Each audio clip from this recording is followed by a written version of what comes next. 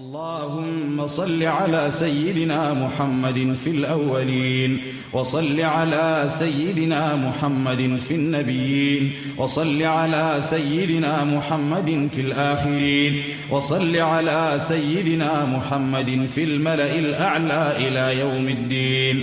اللهم صل على محمد وعلى آل محمد كما صليت على إبراهيم وعلى آل إبراهيم، وبارك على محمد وعلى آل محمد كما باركت على إبراهيم وعلى آل إبراهيم في العالمين إنك حميد مجيد.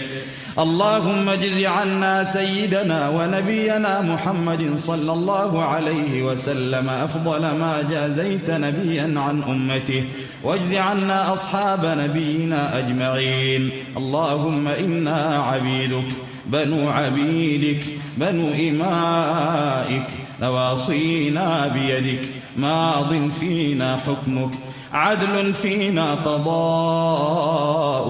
نسألك اللهم بكل اسم هو لك سميت به نفسك أو أنزلته في كتابك أو علمته أحدا من خلقك أو استأثرت به في علم الغيب عندك أن تجعل القرآن العظيم ربيع قلوبنا.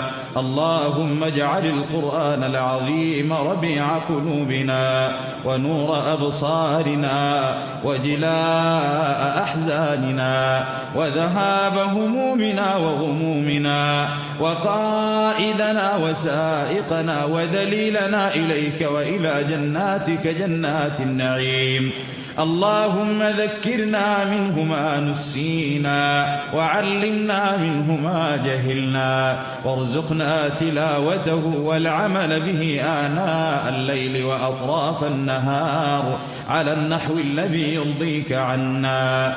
اللهم انفعنا وارفعنا بالقرآن العظيم، واهدنا بما فيه من الآيات والذكر الحكيم، وتب علينا إنك أنت التواب الرحيم، وتقبل منا إنك أنت السميع العليم. اللهم اجعلنا ممن يقرأه فيرقى، ولا تجعلنا ممن يقرأه فيذل ويشقى. اللهم ارحمنا بالقرآن إذا انقطعت المدة، ونجنا به يا الله من كل هلكة وشدة، وآلسنا به يا الله في بيت الوحدة. اللهم أقسم لنا من خشيتك ما تحول به بيننا وبين معصيتك، ومن طاعتك ما تبلغنا بها جنتك، ومن اليقين ما تهون به علينا مصائب الدنيا.